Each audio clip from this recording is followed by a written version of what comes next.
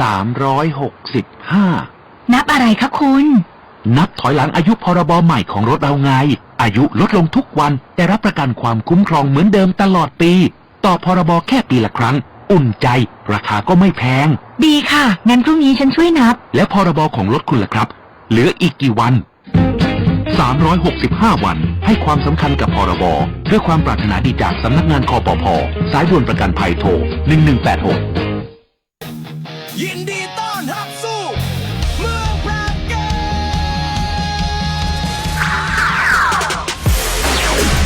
จังหวัดแพร่ขอเชิญร่วมเป็นเจ้าภาพที่ดีร่วมต้อนรับนักกีฬาจาก15จังหวัดภาคเหนือร่วมชมร่วมเชียร์การแข่งขันกว่า45ชนิดกีฬาในการเป็นเจ้าภาพจัดการแข่งขันกีฬาเยาวชนแห่งชาติรอบคัดเลือกภาค5ครั้งที่41เมืองแพร่เกมระหว่างวันที่22ถึง31มกราคม2569นี้และการแข่งขันกีฬาอาวุโสแห่งชาติรอบคัดเลือกภาค5ครั้งที่8เวียงโกไสเกมระหว่างวันที่15ถึง22กุมภาพันธ์2569พลาดไม่ได้กับพิธีเปิดการแข่งขันสุดยิ่งใหญ่ตระการตาในวันพฤหัสบดีที่22มกราคม2569ณสนามกีฬาองค์การบริหารส่วนจังหวัดแพร่ติดตามข่าวสารการแข่งขันได้ที่เพจ Facebook เมืองแพร่เกมและเพจเวียงโกไสเกม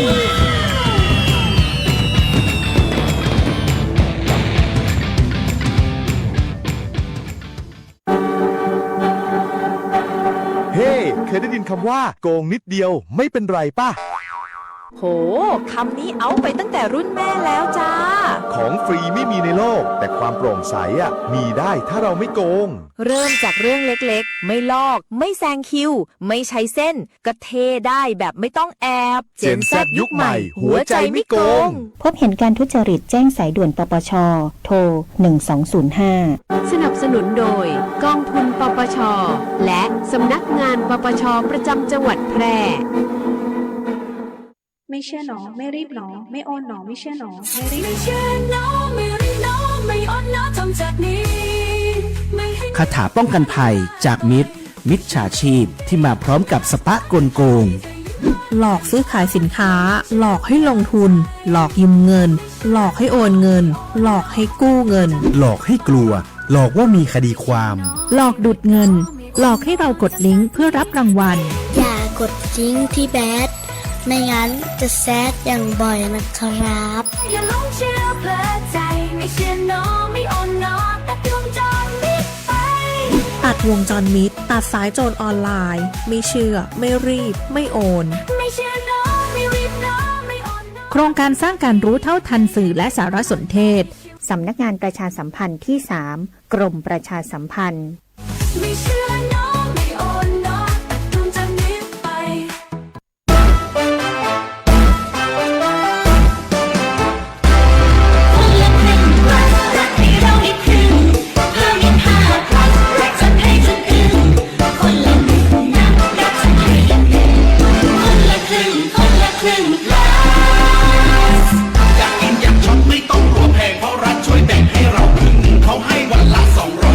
ใช้น้อยเขาก็ไม่ว่ารัง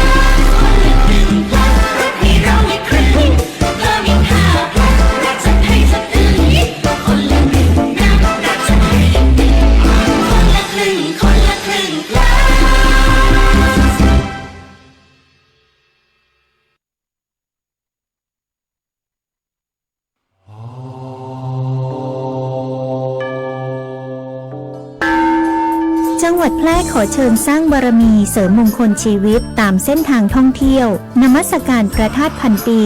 สักการะพระธาตุช่อแฮพระธาตุดอยเล็งพระธาตุสิงหอุตรนครพระธาตุสีชุมพระธาตุหลวงชัยช้างค้ำพระธาตุหัวควงพระธาตุปงสนุกพระธาตุพระร่วงพระธาตุปูแจ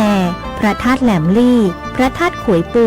พระธาตุจอมแจ้งพระธาตุเนื้อพระธาตุไหสร้อยและพระธาตุห้วยอ้อสายมูห้ามพลาดไปเคาะระฆังให้ดังระเบิดให้ชีวิตสุดบันเจิดปังปังปังสาธุเที่ยวแพร่เที่ยวสนุกได้ความสุขทุกฤดูคนแพร่นี้ใจงาม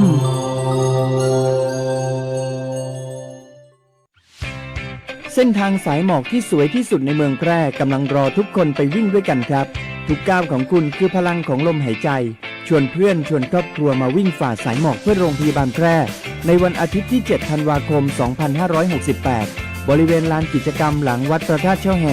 มาร่วมกันส่งต่อพลังแห่งความดีเพราะทุกก้าวของคุณช่วยต่อชีวิตให้กับผู้ป่วยในโรงพยาบาลแพร่สมัครได้เลยวันนี้แล้วไปวิ่งด้วยกันในวันอาทิตย์ที่ 7 ธันวาคม 2568 พบกันบริเวณลานกิจกรรมหลังวัดพระธาตุช่อแฮนะครับ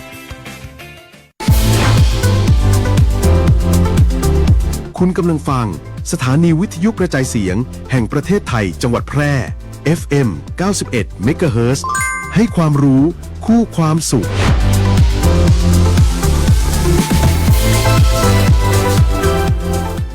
ที่นี่สถานีวิทยุกระจายเสียงแห่งประเทศไทยจังหวัดแพร่ส่งกระจายเสียงด้วยระบบ FM สเตอริโอมัลติเพล็กซ์ความถี่ 91 เมกะเฮิรตซ์ จากนี้ไปติดตามรับฟังรายการเขี่ยข่าวปลอมกำจัดข่าวเท็จเด็ดข่าวปลอมข่าวไหนจริงข่าวไหนมั่วเช็คให้ชัวร์กับรายการเขี่ยข่าวปลอมเช็คข่าวให้ชัวร์กับทีมงานสวทแพร่ FM 91 เมกะเฮิรตซ์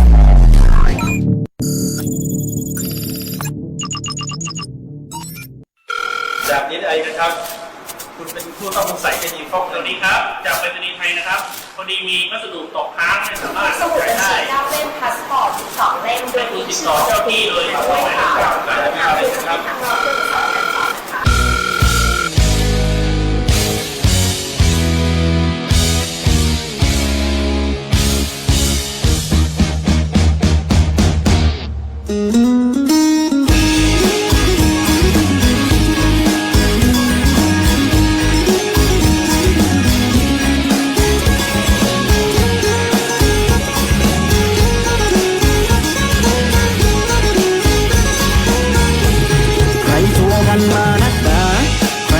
กันมานักหนาบอกเลยน้องจ้าอย่าโอนอย่าโอนระวัง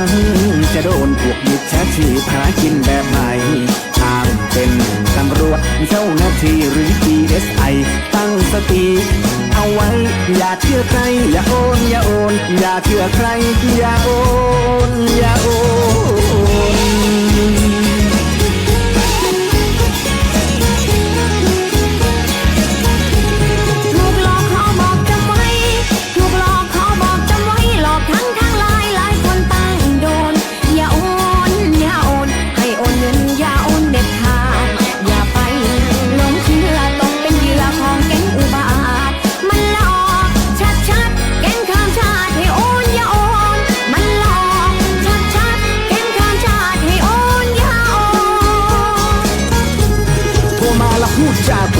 บอกเลยให้รู้อย่าโอนอย่าโอน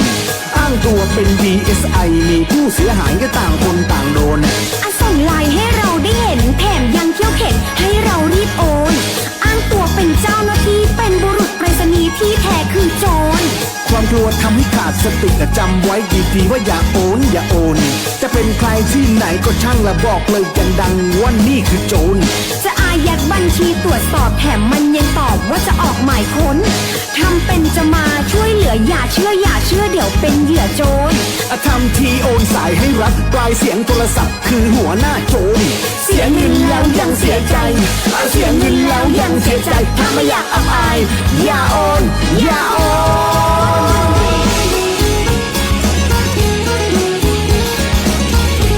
จะโอนเงินให้ใคร จำไว้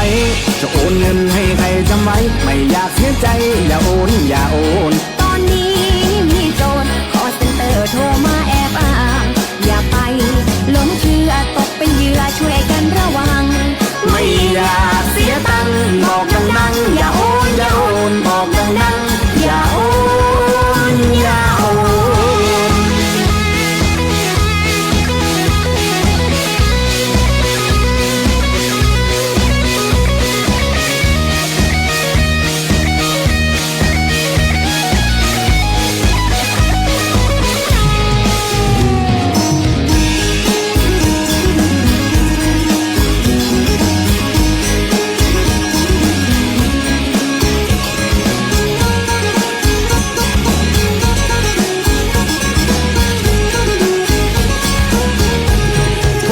พูดจาข่มขู่บอกเลยให้รู้อย่าโอนอย่าโอนอ้างตัวเป็น DSI มีผู้เสียหายก็ต่างคนต่างโดน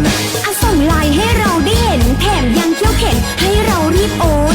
อ้างตัวเป็นเจ้าหน้าที่เป็นบุรุษไปรษณีย์ที่แท้คือโจร ความกลัวทำให้ขาดสติแต่จำไว้ดีๆว่าอย่าโอนอย่าโอนจะเป็นใครที่ไหนก็ช่างละบอกเลยดังๆว่านี่คือโจร จะอายัดบัญชีตรวจสอบแถมมันยังตอบว่าจะออกหมายค้นทำเป็นจะมาช่วยเหลืออย่าเชื่อเดี๋ยวเป็นเหยื่อโจร ทำทีโอนสายให้รักปลายเสียงโทรศัพท์คือหัวหน้าโจรเสียเงินแล้วยังเสียใจเสียเงินแล้วยังเสียใจถ้าไม่อยากอับอายอย่าโอนอย่าโอน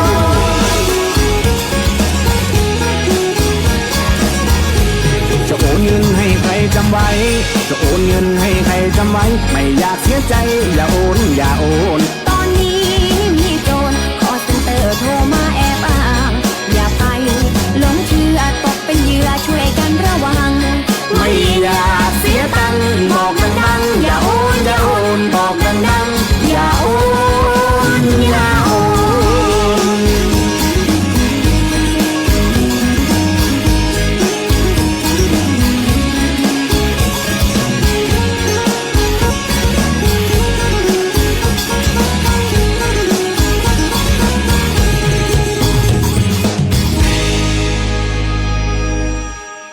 ถ้าใครนะคะเจอสถานการณ์แบบนี้ต้องตั้งสติ อย่าตกใจ ถึงถูกข่มขู่อย่างไรก่อนอย่าโอนอย่าโอน อย่าโอนอย่าโอน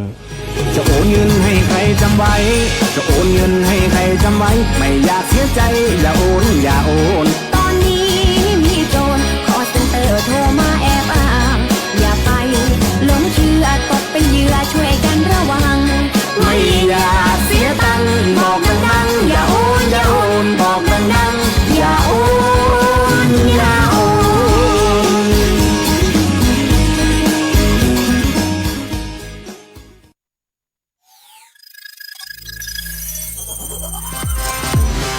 คุณกำลังฟังรายการเคลียร์ข่าวปลอมโดยสถานีวิทยุสวทแพร่ FM 91 เมกะเฮิรตซ์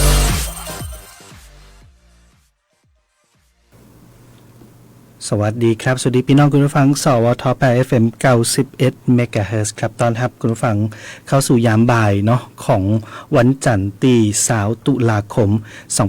2568 ครับป้ากันในช่วงบ่าย2 โมงนะครับไปจนถึงบ่าย3 โมง 14 นาฬิกาถึง 15 นาฬิกาอยู่กับรายการเคลียร์ข่าวปลอมครับป้ากับพี่น้องคุณผู้ฟังเป็นประจำทุกวันจันทร์ยามบ่ายจะนี่ต่างคลื่นวิทยุ FM 91 เมกะเฮิรตซ์สวท8ในเครือข่ายของกรมประชาสัมพันธ์ครับฟังผ่านต่างคลื่นวิทยุแล้วเนาะก็มีคือใดติดตามกันต่างออนไลน์ด้วยครับไปติดตามกันได้ที่ Facebook Fanpage สวท8เนาะก็จะได้รับชมผ่านทาง Facebook Live ของเฮาตัวนะครับเคลียร์ข่าวปลอมก็นำข้อมูลข่าวสารเรื่องของข่าวปลอมนะฮะเอามาเคลียร์เอามาเคลียร์ให้พี่น้องคุณฟังได้เข้าใจอย่างชัดเจนนะว่าอันไหนเป็นข่าวแต่อันไหนเป็นข่าวปลอมนะครับฮู้ตันข่าวปลอมก็จะได้ฮู้ตันมิจฉาชีพบ่ตกเป็นเหยื่อของข่าวปลอมบ่ตกเป็นเหยื่อของมิจฉาชีพนั่นเองเนาะวันนี้นะครับติดตามรายการของเฮานะฮะได้ในช่วงเวลานี้เนาะก็มีข้อมูลข่าวสารมาฝากกันทำหน้าที่อยู่เป็นเพื่อนกับพี่น้องคุณฟังพร้อมกับทำหน้าที่นำข้อมูลข่าวสารมาชี้แจง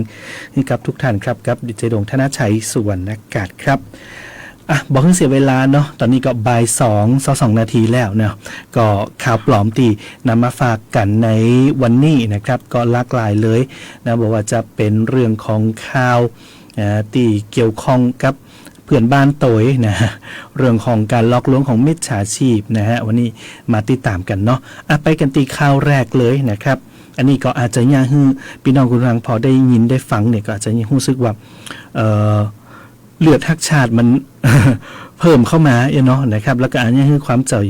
เกิดความเข้าใจผิดแล้วก็โกรธแค้นกันไปได้มันบอกว่าชาวบ้านนะของกัมพูชาบริเวณที่อยู่แถวบ้านหนองจานเนี่ยมีการใช้ไฟฟ้าจากประเทศไทยนะครับนะทั้งนี้ก็หนึ่งมาจากว่ามีการเผยแพร่ข้อมูลตั้งสื่อออนไลน์ว่าชาวบ้านในกัมพูชาตีมีการลุกล้ำนะที่บ้านหนองจานเนี่ยนะฮะได้มีการใช้ไฟฟ้ามาจากประเทศไทยนั่นการตรวจสอบข่าวนะเกี่ยวกับเรื่องนี้ก็คือการไฟฟ้าส่วนภูมิภาคซึ่งเป็นรัฐวิสาหกิจในสังกัดกระทรวงมหาดไทยเนาะเป็นตรวจสอบแล้วก็บอกว่าข่าวนี้บ่เป็นความจริงนะฮะเนื่องจากว่าการไฟฟ้าส่วนภูมิภาคบ่ได้มีการจ่ายไฟให้กับชาวกัมพูชาในพื้นที่ดังกล่าวแต่อย่างใดนะครับดังนั้นแล้วก็ขอให้พี่น้องประชาชนอย่าหลงเชื่อกับข่าวดังกล่าวเนาะว่าจะได้บ่มีเกิดอารมณ์ร่วมนะกับข่าวนี้เนาะก็ขอให้ไข่ติปะติหันข่าวนะครับอย่าส่งต่อนะฮะงดส่งต่อข้อมูลซึ่งบ่เป็นความจริงนะครับในการที่จะตรวจสอบข้อมูลเนี่ยนะครับก็ต้องเช็คจากต้นทางเช็คจากหน่วยงานที่เกี่ยวข้องก่อนนะอย่างนี้เป็นเรื่องของไฟฟ้านะการใช้ไฟฟ้าหน่วยงานที่เกี่ยวข้องกับไฟฟ้าก็มีหลายหน่วยงานเลยบอกว่าจะเป็นการไฟฟ้าส่วนภูมิภาคการไฟฟ้านครหลวงการไฟฟ้าฝ่ายผลิตใครที่อยากจะเช็คข้อมูลนะก็สามารถที่จะติดต่อหน่วยงานเหล่านี้เพื่อไถ่ถามข้อมูลนั่นเองนะครับก่อนที่จะแชร์หรือว่าจะส่งต่อเนาะอย่าลืมตรวจสอบความจริงเพื่อความเข้าใจที่ถูกต้องโดยดังนั้นแล้วสรุปเกี่ยวกับข่าวนี้นะครับนั่นก็คือว่าบ่มีการจ่ายไฟฟ้าให้กับชาวกัมพูชาที่อาศัยอยู่บริเวณบ้านหนองจานนั่นเองครับข่าวต่อไปเป็นเรื่องของการลอกลวงนะม้าแหมแล้วนะปะกันอยู่ตลอดนะครับเรื่องการทำใบขับขี่ออนไลน์ตอนนี้ปะม้าแหมหนึ่งเพจนั่นก็คือเพจที่มีชื่อว่ากรมการขนส่งทางบกห้ามทำใบขับขี่ทุกชนิดอันนี้ชื่อเพจนะ ชื่อเพจยาวน้อยเนาะกรมการขนส่งทางบกแล้วก็มีขีดนะแล้วก็บอกว่ารับทำใบขับขี่ทุกชนิดนะชื่อเพจชื่อนี้ก็มีการพบกลุ่มมิจฉาชีพนะครับว่ายังมีการแอบอ้างชื่อของกรมการขนส่งทางบกไปห้ามทำแล้วก็จัดหาใบอนุญาตขับรถบนโลกออนไลน์นะหับทำใบขับขี่ออนไลน์โดยบ่ต้องมีการอบรมหรือว่าทดสอบนะก็แค่จ่ายเงินนะจ่ายเงินไปที่เพจนี่แล้วก็รอหับใบอนุญาตนะอยู่ที่บ้านได้เลยนะครับซึ่งนะฮะการทำใบขับขี่ในลักษณะจะนี่นะครับบ่เป็นความจริงเลยเนาะกรมการขนส่งทางบกกระทรวงคมนาคมเปิ้นยืนยันว่าบ่เป็นความจริงขอให้พี่น้องประชาชนอย่าหลงเชื่อนะเนื่องจากการขอรับใบอนุญาตขับรถทุกชนิดมีขั้นตอนที่เป็นมาตรฐานเดียวกันทั่วประเทศเลยนะครับกับกรมการขนส่งทางบกนั่นแหละเนาะกำหนดมาตรฐานให้เหมือนกันทั่วประเทศก็คือว่าผู้ที่อยากจะขอรับใบอนุญาตขับรถเนี่ยนะครับต้องดำเนินการด้วยตัวเองทุกขั้นตอนตีสำนักงานขนส่งนะครับอยู่ใกล้ตีไหนตังใดเนาะใกล้สำนักงานไหนก็ไปติดต่อด้วยตนเองทุกขั้นตอนเลยบอกว่าจะเป็นตั้งแต่การตรวจสอบเอกสารนะการทดสอบสมรรถภาพของร่างกายการอบรมการสอบข้อเขียนการสอบภาคปฏิบัติขับรถรวมไปถึงขั้นตอนสุดท้ายถ้าผ่านแล้วก็จะมีการออกใบอนุญาตก็ต้องมีการถ่ายรูปนะอันนี้ต้องดำเนินการณตีสำนักงานขนส่งนะทุกตีเลยนะครับทั่วประเทศดังนั้นแล้วถ้าหากว่าพี่น้องอยากจะใจทางลัดนะใจทางลัดนะขี้ข้านไปเนาะจะเนี่ยนะสอบจะได้กับบพานสักเตือนเนาะไปปะไปหันเพจที่ครับทำใบขับขี่ออนไลน์อยู่แล้วมีการโฆษณาเนี่ยนะฮะโดยบ่ต้องไปอบรมบ่ต้องทดสอบขอฮื้อกึดเลยนะว่าอาจจะเป็นมิจฉาชีพนะครับที่มีการหลอกลวงเอาข้อมูลส่วนบุคคลเอาเงินตัวนะครับและยาหลงเชื่อโอนเงินไปให้กลุ่มมิจฉาชีพโดยเด็ดขาดนะก็อาจจะมีการบวกสตางค์เพิ่มเนาะนะก็เหมือนการจ้างเอาไป คือดำเนินการต่อนะคนประเภทนี้ก็คือจะต้องมีการบวกเงินเพิ่มหนักกว่าการทำเนียมจริงๆในการออกใบขับขี่แล้วดีบดีจ่ายเงินไปแล้วเนาะก็จะบ่ได้ใบขับขี่ตรวจแต่ออกมาที่ได้มาก็อาจจะเป็นของปลอมนะดีบดีก็จะบ่ได้เลยก็มีเหมือนกันนะครับดังนั้นแล้วก็ขอให้พึงระลึกเอาไว้เสมอนะครับว่าการทำใบขับขี่ออนไลน์นะต่างเพจต่างๆนะครับบอกว่าจะเพจจื่ออย่างเนาะแล้วก็มีการโฆษณาว่าทำใบขับขี่เนี่ยนะเป็นของปลอมเป็นมิจฉาชีพหลอกลวงเอาเงินพี่น้องคุณผู้ฟังนะครับแล้วก็ต้องไปติดต่อสำนักงานขนส่งเตาอั้นนะในการออกใบอนุญาตขับรถนะครับเอามาเตือนกันเนาะสำหรับท่านที่อยากจะเดินทางไปต่างประเทศนะครับโดยเฉพาะผู้สูงอายุที่มีอายุ60ปีขึ้นไปนะครับอาจจะเคยได้ยินบอกว่าคนที่จะเดินทางนี่นะจะต้องเตรียมใบรับรองแพทย์เอาไว้ตัวนะมีลิสต์รายการยาคือได้หันตัวว่าเป็นโรคอันยังพกยาอันยังไปใจไปกินนะครับรวมไปถึงการเนี่ยประกันสุขภาพนะครับอันนี้เนี่ยจากการเผยแพร่ข้อมูลเนาะกองประมวลและวิเคราะห์ข่าวกรมสารนิเทศกระทรวงการต่างประเทศเป็นออกมาชี้แจงจะนี่ครับว่าเป็นข่าวปลอมนะเนื่องจากว่าคณะนี้บ่มีมาตรการที่กำหนดให้ผู้สูงอายุที่มีอายุ60ปีขึ้นไปถ้าหากว่าจะต้องการเดินทางไปต่างประเทศต้องเตรียมเอกสารใบรับรองแพทย์และรายการยารวมไปถึงประกันสุขภาพตัวบ่มีมาตรการให้เตรียมเอกสารต่างๆเหล่านี้นะครับดังนั้นแล้วนะบดีหลงเจือแต่จะได้ก็ตามถ้าหากว่าจะเดินทางไปต่างประเทศก็ขอให้ตรวจสอบข้อมูลเนาะในการเข้าประเทศนั่นๆทุกครั้งนะครับว่าเงื่อนไขในการเข้าประเทศแต่ละประเทศเนี่ยก็จะมีข้อกำหนดที่แตกต่างกันว่าจะต้อง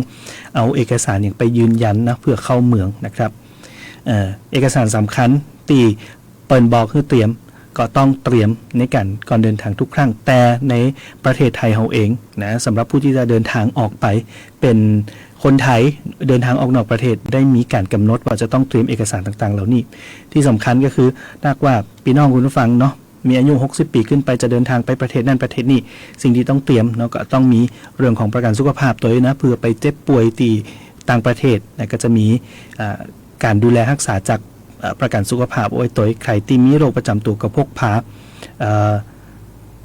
ยาประจำตัวเอาไว้ตัวนะแต่ยานี่ก็ต้องมีการระบุฉลากที่ชัดเจนนะคือปลายทางเนี่ยถ้าเกิดสงสัยอย่างขึ้นมาก็จะตรวจสอบกันได้นะครับอันนี้ก็เป็นข้อมูลยืนยันเนาะมาจากต่างกรมสารนิเทศกระทรวงการต่างประเทศครับใครที่ชอบกินคอหมูนะโดยเฉพาะคอหมูย่างฟังเรื่องนี้เนาะก็อาจจะยากให้เกิดความสับสนเกิดความเข้าใจผิดกันได้เป็นบอกว่าคนตีกินคอหมูย่างนะฮะมีความเสี่ยงที่จะได้รับสารตกค้างจากยาตีฉีดเข้าไปบริเวณคอหมูนะครับโอ้ได้ยินเรื่องนี้แล้วโอ้คนตีมากอาจจะตกใจเลิกย่างกิน ก็ถ้าหากว่าเลิกย่างมันก็มีผลดีเนาะถ้าว่ากินคอหมูนักๆก็จะมีไขมันส่วนเกินเนาะนะฮะมีความเสี่ยงเกิดโรคอ้วนขึ้นมาแต่เรื่องของการรับสารตกค้างตีฉีดเข้าไปเนี่ยนะครับก็ต้องบอกว่ากรมปศุสัตว์เนาะตรวจสอบข้อมูลแล้วก็ชี้แจงมานะครับว่าการฉีดยาหมูเนี่ยนะครับปกติแล้วก็จะมีการนิยมฉีดบริเวณติคอแต่นะจุดสำคัญเนาะในการฉีดยาเพราะว่าเป็นกล้ามเนื้อมัดใหญ่สำหรับการฉีดยาเข้ากล้ามเนื้อนะครับแต่ในปัจจุบันการฉีดยาเพื่อรักษาโรคต่างๆเนี่ยนะมีปริมาณการใจลดลงมากเพราะว่ามีการใจระบบความปลอดภัยทางชีวภาพป้องกันโรคแตนนะครับเนื่องจากว่าฟาร์มหมูส่วนใหญ่เนี่ยเข้าสู่ระบบการรับรอง GAP ซึ่งเป็นมาตรฐานบังคับมีผลบังคับกับฟาร์มหมูขนาดใหญ่เนาะที่มีการเลี้ยงนักกว่า500ตัวขึ้นไปนะครับและมีแม่พันธุ์นักกว่า95ตัวขึ้นไปโดยหลักเกณฑ์ของ GAP เนี่ยต้องมีการป้องกันโรคและการรักษาโรคที่ดีมีสัตวแพทย์ผู้ควบคุมฟาร์มมีการกำกับดูแลการฉีดยาหรือว่าการจ่ายยาอย่างสมเหตุสมผลถ้าหากว่าจำเป็นต้องมีการฉีดยาให้กับหมูเนี่ยนะจะต้องมีการ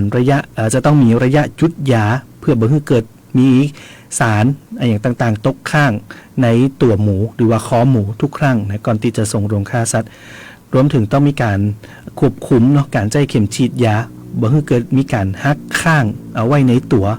หมูหรือว่าในตัวคอหมูนั่นเองนะครับดังนั้นแล้วฟังการชี้แจงแบบนี้แล้วก็น่าจะวางใจกันได้นะครับว่าหมูที่มีการเอาออกมาจำหน่ายเนี่ยมีการควบคุมอยู่แล้วเนาะจากทางกรมปศุสัตว์นะซึ่งก็จะต้องมีระยะเวลาในการยุดยาเพื่อเพื่อมีการตกค้างภายในตัวนั่นเองนะครับพอมีระยะกำหนดจะนี้แล้วหมูที่ออกมาสู่ตลาดเนี่ยก็สามารถมั่นใจได้ว่าบ่มีสารหรือว่ามียาตกค้างในนั้นแน่นอนนะครับดังนั้นแล้วเรื่องของความเสี่ยงนะที่จะรับสารตกค้างจากการฉีดยาเข้าไปเนี่ยก็จะลดน้อยลงเนื่องจากว่ามีมาตรฐานการควบคุมเนาะจากกรมปศุสัตว์นั่นเองนะครับก็บ่ต้องตกอกตกใจหรือว่าเข้าใจผิดกันไปได้ทั้งหมดทั้งมวลเรื่องของการเผยแพร่ข่าวปลอมอยู่เนาะตีฮือได้รับฟังกันเนี่ยนะครับทางกระทรวงดิจิทัลเพื่อเศรษฐกิจและสังคมหรือว่า DE เนี่ยเปิ่นก็ได้มีการรวบรวมเนาะเรื่องของข่าวปลอมในตลอดทั้งสัปดาห์ก็พบว่าข่าวปลอมตีสร้างความตระหนกตกใจหรือว่ามีการสนใจจากพี่น้องประชาชนคุณผู้ฟังเนี่ยเปิ้นก็เอามาเตือนกันเนาะโดยเฉพาะเรื่องของข่าวตีเนี่ยคือเกิดความวิตกกังวลในสังคมอย่างเช่นเรื่องของสะพานกรุงเทพถล่มเนี่ยมีผู้เสียชีวิตถึง36รายอันนี้ก็เป็นแฮมข่าวหนึ่งตีทาง DE ได้รวบรวมมานะครับเปิ้นบอกว่าเป็นอันดับหนึ่งเลยในรอบสัปดาห์ที่ผ่านมาที่ได้รับความสนใจนะครับโดยทางนางสุชาดาแทนทรัพย์โฆษกกระทรวงดิจิทัลเพื่อเศรษฐกิจและสังคมเปิ่นบอกว่าในการตรวจสอบแล้วก็รับแจ้งข่าวปลอมของศูนย์ต่อต้านข่าวปลอมประเทศไทยนะครับในช่วงระหว่างวันที่10 ถึง 16 ตุลาคมที่ผ่านมามีข้อความที่ต้องมีการตรวจสอบทั้งสิ้น 1,028 ข้อความครับมาจากหลากหลายช่องทางเลยเนาะที่มีการแจ้งเบาะแสเข้ามาบ่ว่าจะเป็นการตรวจสอบทางโซเชียลนะครับนะมีการแจ้งเบาะแสผ่านไลน์นะฮะก็ได้มีการแบ่งกลุ่มข่าวปลอมนะที่ได้รับความสนใจจากพี่น้องประชาชนออกเป็น5กลุ่มด้วยกันเกี่ยวกับข่าวสารนโยบายรัฐบาลข่าวสารราชการเนี่ย136เรื่องข่าวสารเกี่ยวกับผลิตภัณฑ์สุขภาพวัตถุอันตรายเครื่องสำอางเนี่ยนะครับ43เรื่องเกี่ยวกับภัยพิบัติ4เรื่องเกี่ยวกับเศรษฐกิจ3เรื่องแล้วก็เกี่ยวกับอาชญากรรมออนไลน์36เรื่องนะข่าวปลอมที่ได้รับความสนใจในลำดับต้นๆนะสัปดาห์นี้นะส่วนใหญ่ก็เกี่ยวกับนโยบายรัฐบาลและการให้บริการของหน่วยงานรัฐนะครับอย่างเช่นนะที่บอกไปก็คือเรื่องเกี่ยวกับสะพานกรุงเทพถล่มมีผู้เสียชีวิต36รายเนี่ยได้รับความสนใจเป็นอันดับหนึ่งก็ถือว่าเป็นข่าวปลอมเนาะก็แสดงว่าเรื่องของเหตุการณ์อย่างต่างๆที่เกิดขึ้นเกี่ยวข้องกับชีวิตทรัพย์สินเนี่ยนะครับได้รับความสนใจอยู่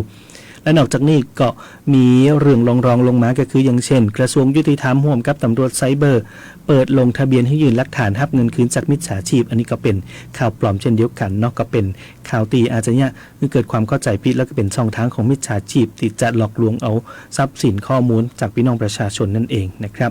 การดื่มน้ำมะนาวสามารถทำลายมะเร็งเนื้อร้ายอันนี้เกิดนำเสนอไปแล้วเนาะก็ได้รับความสนใจจากพี่น้องประชาชนเช่นเดียวกันนะครับ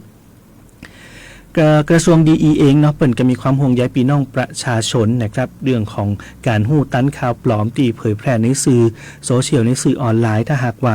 ขาดการหู้เต่าตันหรือว่ามีการส่งต่อข้อมูลข่าวปลอมเนี่ยก็จะให้เกิดการหลงเชื่อสร้างความเข้าใจผิดเข้าใจคลาดเคลื่อนกันไปแล้วก็โดยเฉพาะข่าวตีกระทบกระเทือนต่อจิตใจก็เนี่ยให้เกิดความวิตกกังวลสร้างความเสียหายต่อชีวิตและทรัพย์สินขึ้นมาได้นะครับพี่น้องประชาชนเองสามารถที่จะตรวจสอบข่าวปลอมได้นะครับหากพบข่าวน่าสงสัยหรือว่าข้อมูลบิดเบือนเนาะก็ส่งมาให้ตรวจสอบได้นะครับกับทางกระทรวงดิจิทัลเพื่อเศรษฐกิจและสังคมนะโทรสายด่วน1111ได้นะครับ14ตัวเนาะแล้วก็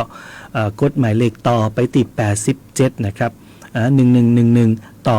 87อันนี้ก็คือทางกระทรวง DE ศูนย์ต่อต้านข่าวปลอมช่วยกันตรวจสอบข้อมูลฮือนั่นเองนะครับก็เป็นเรื่องของข่าวปลอมเนาะที่เอามา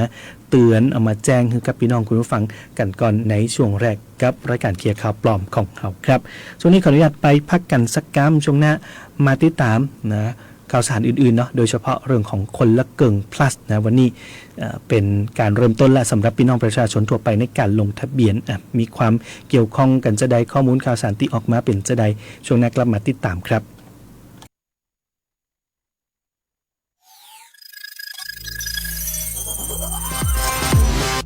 คุณกำลังฟัง รายการเคลียร์ข่าวปลอม โดยสถานีวิทยุสวทแพร่ FM 91 เมกะเฮิรตซ์ พระบาทสมเด็จพระเจ้าอยู่หัวทรงพระกรุณาโปรดเกล้าโปรดกระหม่อมพระราชทานผ้าพระกฐินตามที่กรมประชาสัมพันธ์ขอพระราชทานไปทอดถวายยังวัดพระสิงห์จังหวัดเชียงรายในวันเสาร์ที่ 25 ตุลาคมนี้เวลา 9:30 น.ขอเชิญพุทธศาสนิกชนร่วมงานทอดกฐินพระราชทานและร่วมทำบุญเพื่อถวายเป็นพระราชกุศลได้ที่บัญชีกฐินกรมประชาสัมพันธ์ธนาคารกรุงไทยเลขที่ 068 0060 154การรับทราบข้อมูลข่าวสารผ่านสื่อโซเชียลอาจสร้างความสับสนให้กับประชาชนได้ขอให้ทุกท่านใจวิจารณญาณในการรับทราบข้อมูลข่าวสารหากท่านบ่แน่ใจบ่ฮู้จะปึ้งใครส่งข้อมูลมาเช็คได้ที่เช็คชัวร์แชร์อินบ็อกซ์มาติเพจ Facebook ข่าวจริงประเทศไทยและศูนย์ต่อต้านข่าวปลอมประเทศไทย4จ่องตังได้แก่เพจ Facebook Twitter เว็บไซต์และไลน์กระทรวง DES และกรมประชาสัมพันธ์จะเร่งตรวจสอบหาข้อมูลที่ถูกต้องเจือถือได้เสิร์ชถึงมือทันเพื่อไขข้อสงสัยและทันจะได้บ่ตกเป็นเหยื่อของมิจฉาชีพหรือผู้ที่บ่หวังดีในสังคมเรื่องแต้ปลอมหรือมัวเพื่อความจริงที่ถูกต้องบ่ดีลืมเช็คให้ชัวร์ก่อนแชร์ทุกครั้ง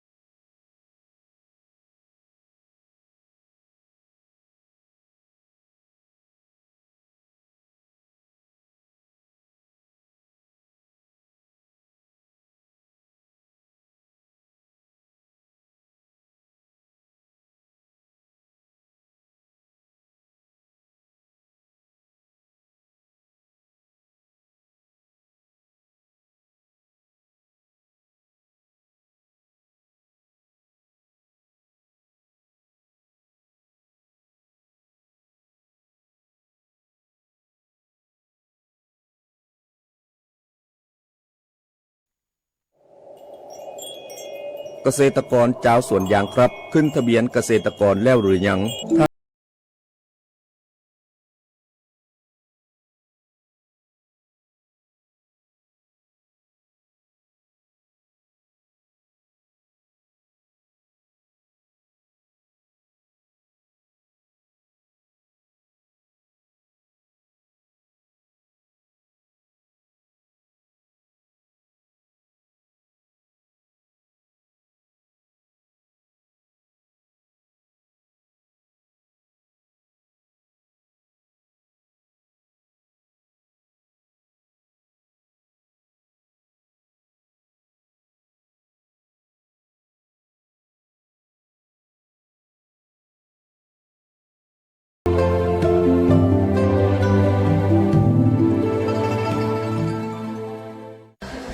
ทุกวันนี้ใครๆก็ใช้ไลน์แต่จะดีกว่าไหมถ้ารู้ข้อมูลข่าวสารแจ้งเตือนภัยผ่านแอปไลน์ได้ด้วย Line Alert การแจ้งเตือนภัยพิบัติร้ายแรงเพื่อให้เราได้เกาะติดสถานการณ์ภัยธรรมชาติไม่ว่าจะเป็นพายุไฟไหม้น้ำท่วมหรือแผ่นดินไหวได้อย่างทั่วถึงและทันเวลาทำอะไรได้บ้างนะหรออัปเดตระดับภัยได้ถึง5ระดับเช็คพื้นที่เสี่ยงแถมรวมเบอร์ติดต่อฉุกเฉินโรงพยาบาลใกล้เคียงและวิธีการป้องกันตัวเองในสถานการณ์ต่างๆให้ด้วยสามารถใช้งานได้ง่ายๆเพียงค้นหา Line Alert แล้วกดเพิ่มเพื่อนแค่นี้เองรู้ภัยเข้าใจรับมือได้ด้วยความปรารถนาดีจากสำนักงานประชาสัมพันธ์ที่ 3 กรมประชาสัมพันธ์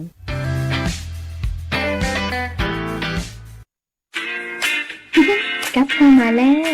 โอ้เดี๋ยวก่อนเปิ้นให้เลี้ยงขนมหวานเบเกอรี่เครื่องดื่มรสหวานลดน้ำตาลเลี้ยงอาหารทอดลดอาหารที่มีกะทิเลือกใจน้ำมันที่เหมาะสมงดน้ำมันทอดซ้ำเลี่ยงน้ำจิ้มอาหารสำเร็จรูปลดขนมคบเคี้ยวลดการซดน้ำแข็งจิ้มก่อนปรุง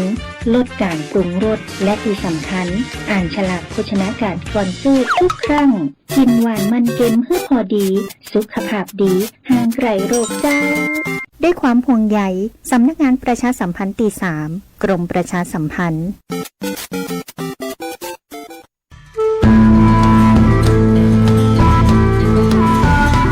มอหอมไม้ซักถิ่นหักพระล้อจ่อแฮสีเมืองหรือเลื่องแพะเมืองผีขนแป่นี่ใจงามเจ้าจังหวัดแป่ขอต้อนรับนักท่องเที่ยวทุกท่านตีมาเยือนหมู่เฮาด้วยความยินดียิ่งเจ้า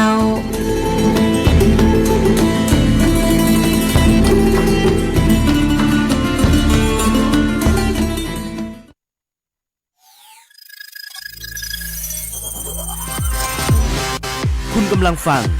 รายการเคลียร์ข่าวปลอมโดยสถานีวิทยุสวทแพร่ FM 91 เมกะเฮิรตซ์ครับก็มากับเคลียร์ข่าวปลอมนะครับในช่วงนี้ยังมี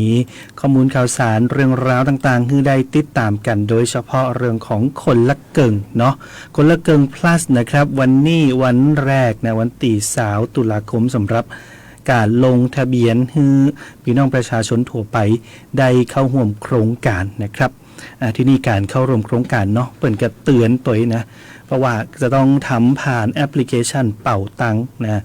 กระทรวงดิจิทัลเพื่อเศรษฐกิจและสังคมก็เตือนนะครับเรื่องของลิงก์ปลอมเนาะคือกดไป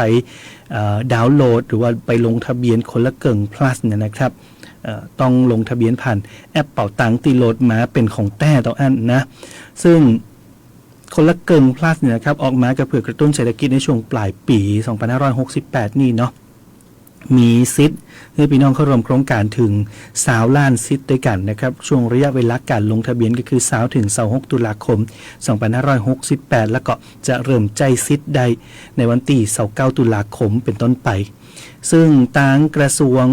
ดิจิทัลเพื่อเศรษฐกิจและสังคมนะก็มีการเตรียมความพร้อมนะครับมือเฝ้าระวังตรวจสอบการกระทำที่อาจจะเข้าข่ายอาชญากรรมทางออนไลน์ที่เกี่ยวข้องกับคนละเกิง plus โดยก็มีการสั่งการให้ศูนย์ต่อต้านข่าวปลอมประเทศไทยติดตามตรวจสอบการกระทำนะเกี่ยวกับ อาชญากรรมนะก็อย่างเช่นการเผยแพร่ข่าวปลอมข่าวบิดเบือนอย่างต่างๆที่เกี่ยวข้องซึ่งก็อาจจะยากให้พี่น้องประชาชนเนี่ยเกิดความเข้าใจผิดหรือว่าสับสนกันขึ้นมาได้หรือว่าข่าวต่างๆเนาะที่บิดเบือนไปจากความเป็นจริงนะครับป้องกันมิจฉาชีพช่วยโอกาสจากการลงทะเบียนคนละกึ่ง plus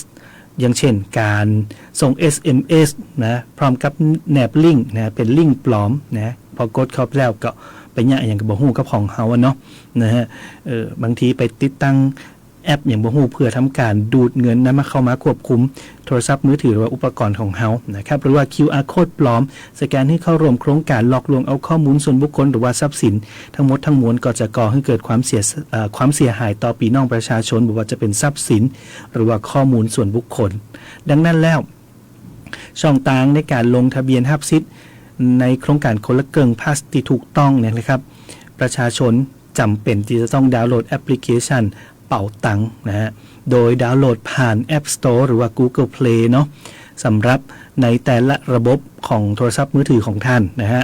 ดังนั้นแล้วก็จะต้องระวังนะฮะระวังลิงก์ที่เขาส่งมานะครับบอกว่าลงทะเบียนคนละเกิงพลาสผ่านเป่าตังดาวน์โหลดเป่าตังผ่านลิงก์นี่อันนี้เป็นแนวทางนะเป็นช่องทางในการหลอกลวงของมิจฉาชีพนั่นเองนะครับ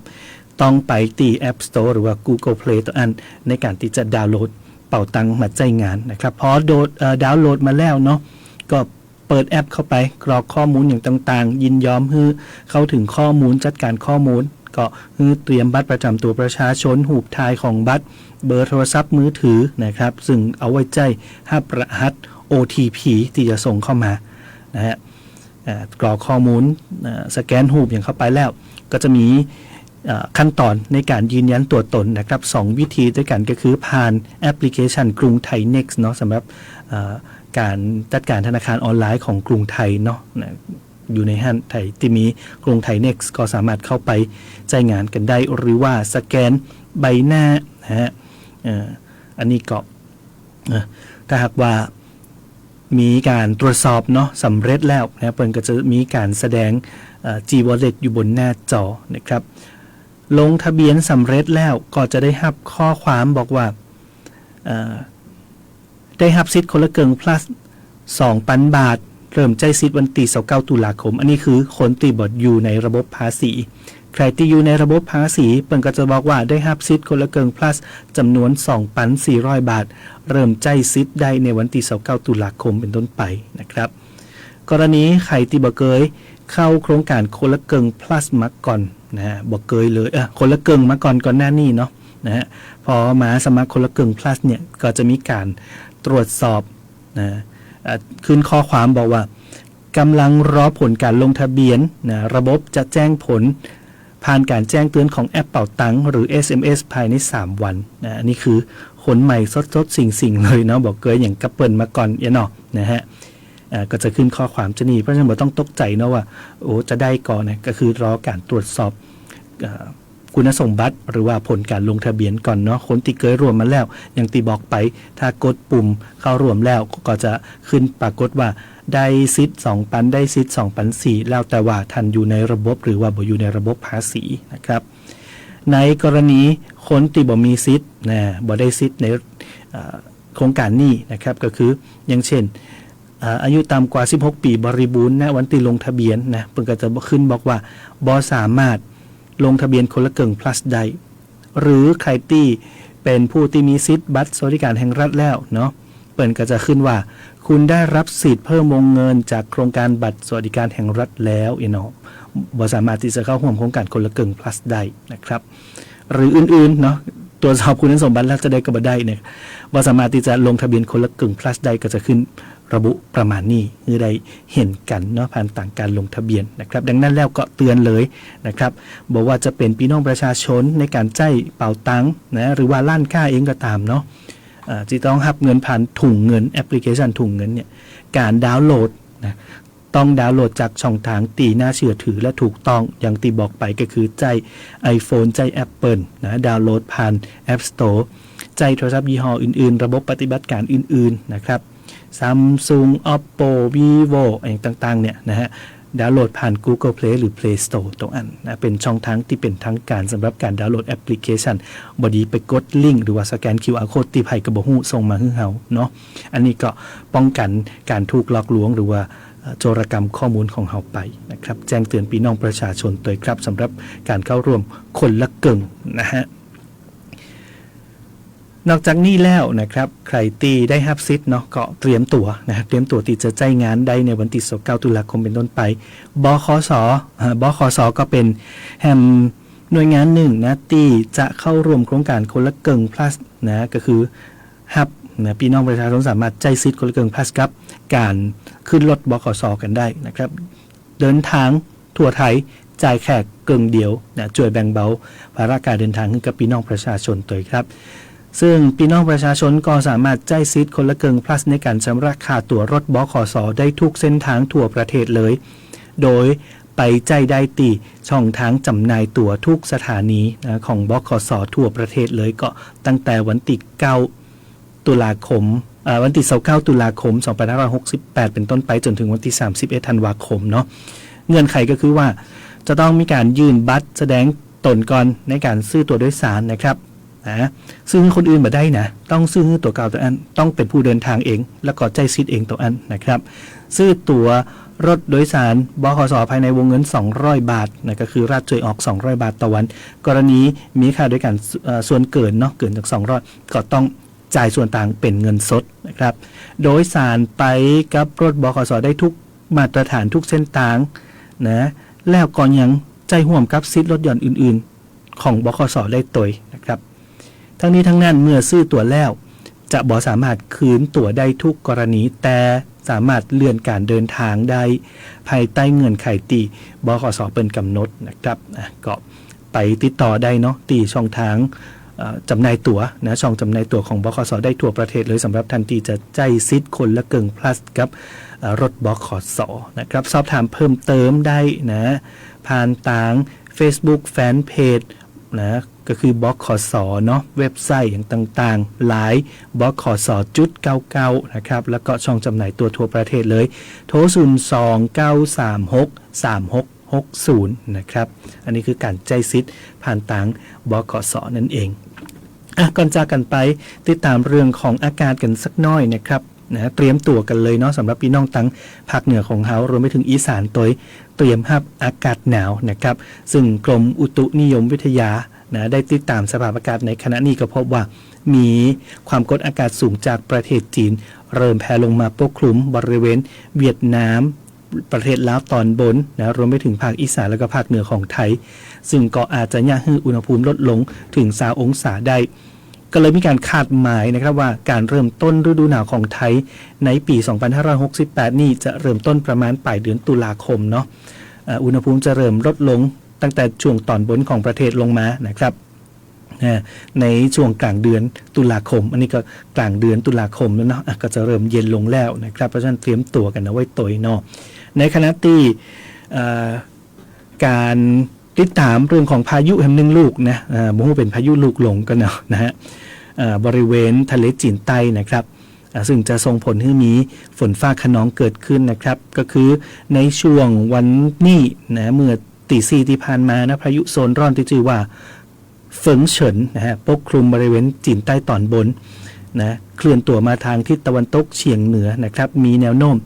จะแห้งขึ้นนะแล้วก็เคลื่อนเข้าใกล้ตอนใต้ของเกาะไหหลำประเทศจีนและชายฝั่งเวียดนามนะครับในช่วงวันที่21ถึง23หลังจากนั้นก็จะมีการอ่อนกำลังลงนะเนื่องจากมวลอากาศเย็นมาปะทะนะครับทิศทางของพายุบ่เข้าสู่ประเทศไทยนะครับแต่จะยะฮือในช่วงวันที่23ถึง24ตุลาคมภาคอีสานของไทยจะมีฝนฟ้าคะนองนะครับก็วางใจได้เนาะว่าจะบ่มีเส้นทางในการมาถึงประเทศไทยแต่อาจจะส่งผลนะให้มีฝนเพิ่มขึ้นนะสักระยะหนึ่งเนาะเขาก็ปะกันอยู่นะในช่วงนี้นะครับมีฝนต่อเนื่องกันหลายวันอยู่เนาะแต่ว่ายังบ่ใจอิทธิพลของพายุนี้นะครับก็เป็นแฮมหนึ่งลูกที่ยังติดตามกันอยู่นะครับ ก็เตรียมเนื้อเตรียมตัวรับมือฝนกันเอาไว้ตัวแล้วก็รวมไปถึงการเริ่มต้นฤดูหนาวกันเนาะก็ขอให้ติดตามประกาศจากกรมอุตุนิยมวิทยากันต่อไปนะครับอันนี้ก็คือข้อมูลข่าวสารเนาะเรื่องราวต่างๆนะทางของข่าวปลอมกลโกงมิจฉาชีพนะแล้วก็โครงการคนละกึ่งพลาสติกเอามาฝากกันในรายการเคลียร์ข่าวปลอมของเราในวันนี้นะครับเอาละครับหมดเวลาแล้วเนาะกลับมาติดตามเคลียร์ข่าวปลอมกันได้ไหมเป็นประจำทุกวันจันทร์ทาง FM 91 MHz สวท8แล้วก็ทาง Facebook แฟนเพจสวท8ในการติดตามรับชมผ่านทางออนไลน์นะครับเป็นประจำทุกวันจันทร์ช่วงบ่าย2ถึงบ่าย3โมงครับวันนี้ธนชัยสวนอากาศลาคุณผู้ฟังไปก่อนสวัสดีครับ